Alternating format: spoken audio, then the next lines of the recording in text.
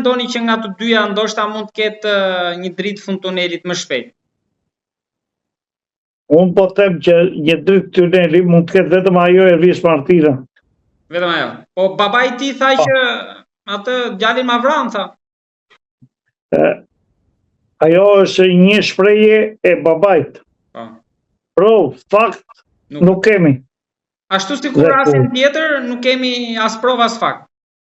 As provë as fakt.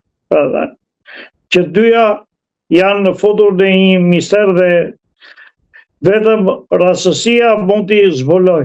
Këto deklaratat e tjemës këto kohët e fundit, 2 muajt e fundit, i keni ndjekur si janë dukur? Janë emocionale. Nuk kanë asgjë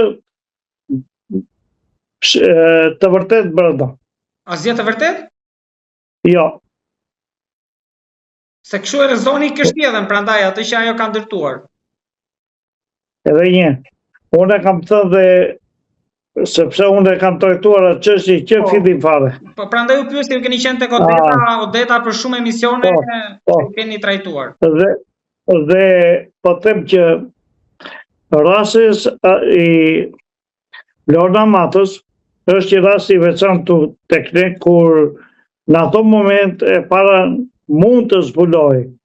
Tërsa sot është vetëm rastësia, thash, mund ta nxjerrë mbi ujë Lorna Mata. Vetëm rastësia. Vetëm rastësia. Po tek deklaratat e nënës, ku mendoni që nëna gabon? Shiko, nëna ka gabuar që fillim. Jo sot, po që të fillim ka gabuar. Dhe nëna ka shërtitur televizion, por nuk ka vajtur ke gjurmën. Vetëm ka bërë gjurmën. Po te babai, keni dyshime sepse s'është bërë asnjëherë publik? Patjetër. Atëre, unë e kam thënë dhe ke ju më duket, por e kam thënë në emision tjera që bashkë këtë çështje. Atëre, babai është një nga elementët. Babai dhe motra e babait. Po, motrën po më shumë tek babai është ideja që ai është prindi, se motra një shkallë më larg. Jo, ata janë bashkë, se janë rritur bashkë atje. Motra e babai dhe Blona. Do me thënë, fakti që thoni këtë, nuk kuptoni që babai tani është shiti vetë, se... Atë nuk mund ta them se nuk ka qenë prezent. Por rrethanat flasin diçka tjetër. Që? Flasin që dhe motra e babait, ose babai di diçka. Biblon. Pra ajo që u rikthye jo Vlora, historia, ishte njëri këtu atje, një moshuar është një fortunë gotë, që u rikthye para... Jo, ajo është kot fare. Të gjitha këto janë kot.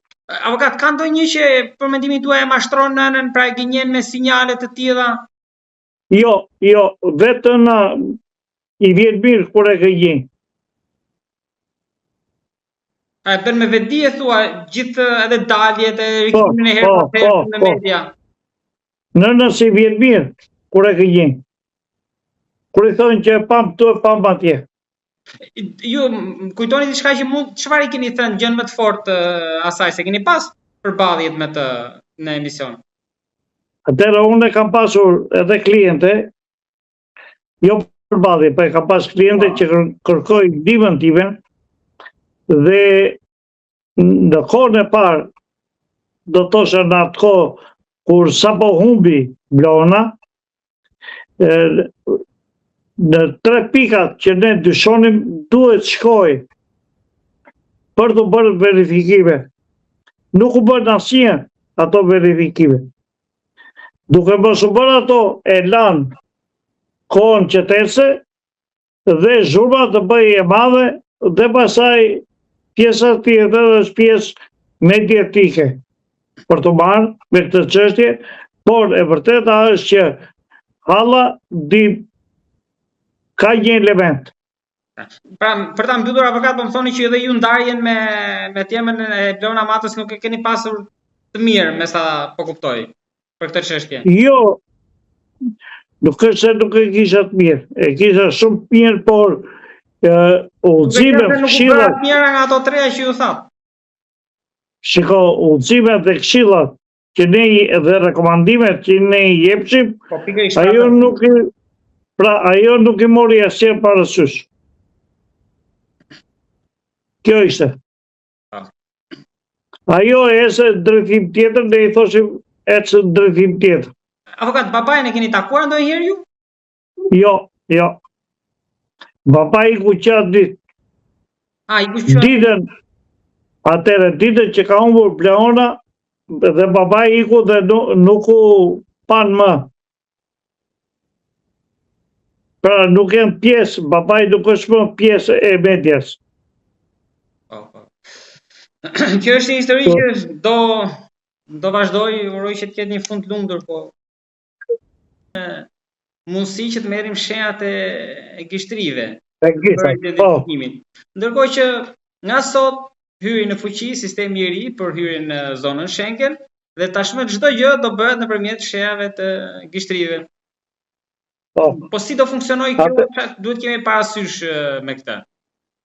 Atëre për një siguri më pjen në rrethin e Schengenit, Europa dhe Interpoli dhe policia ndërkombëtare që është krijuar ka njoftuar vazhdimisht për ndryshimin e disa rregullave të qëndrimit dhe të kalimit të gjithë Schengenit. Tu preket edhe Rumania dhe Bullgaria, të cilat janë pjesërisht pjesë e Schengenit. Heqja ose do të thosha për shembull sistemi hyrjes tashti në Schengen ka të bëjë me një kërkesë e cila do të çohet nëpërmjet një emaili.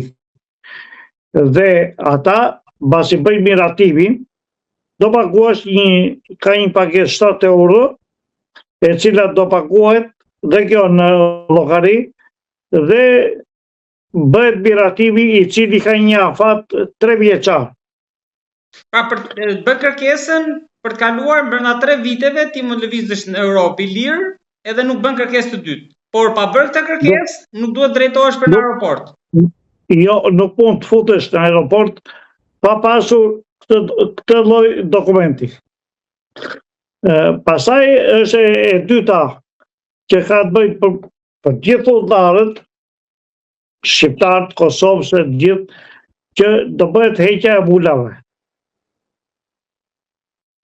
Dhe heqja e vulave ka të bëjë me një siguri tjetër, që dokumenti është apo s'është i aftë, po dhe kalon në për sistemet ndryshme. Ky lloj dokumenti, që është i digitalizuar. Kështu që dhe kjo është një risi e re që deri dje ne i vendosim ose i vendosim në gjitha pikat e kalimit vendosim një vizë e cila ngjitej ke pjesa e pasaportës. Kjo nuk do bëhet më. Nuk është më kjo. A është elektronike gjithçka tani? Po, tash është gjithçka elektronike dhe kalon në mënyrë të lirshme në pikën e kalimit kufirit, nëse merr këtë autorizim nga Komisioni Qendror i Policisë të Interpolit, të cilë e ke për 3 vjet. Nuk ndryshon në rregulli për të qëndruar 90 ditë për 180 ditë pjesës së qëndrimit të Schengen, por kjo më tepër i jep siguri të gjithë që kalojnë në një filtër. Pra edhe këtu bëhet diçka për sigurinë, sikur folëm pjesën e parë të emisionit. Patjetër, pra këtu ka një siguri të dyfisht, se pa marrë këtë autorizim nga qendra e Interpolit nuk mund të vesh në pikën e kalimit kufirit për të kaluar. E cila, ashtu siç e thash, ka i vlerë 3 vjeçare. Po ka një problem këtu avokat, sepse tani si ta bëjmë në rast se kemi një të smur, një kemi në urgjencë, shkojmë në Greqi, në Itali, puna është spret puna për emailin. Atëre, në momentin që hyri rregulli, çdo qytetar mund të pajiset që sot për këtë dokument dhe e mban në xhep për raste gëzimi dhe i dhërimi. Po, saktë. Nuk mund parashikohen dhërimi, po. Pra, gjithsoj si ti dëshiron të ikësh në Greqi, por nëse pasaporta juaj nuk është e vlefshme, nuk mund të ikësh. Çdo lloj halli që ti mund të kesh. Saktë. Nëse pasaporta juaj i ka skaduar afati, nuk mund të ikësh në Schengen ti të futesh sepse do t'ik. Ndërkohë që duhet të kisha marrë masat përpara. E njëjta gjë është edhe me këtë autorizimi. Pra ti që sot aplikon me këtë autorizimin dhe mban xhep për 3 vjet. Po njëkohësisht del edhe atje që të është miratuar kalimi për Schengen. Pra janë disa rregulla që njeriu mësohet me kulturën perëndimore dhe duhet i paraprit çdo lloj të mirë dhe të keqe për të vizur.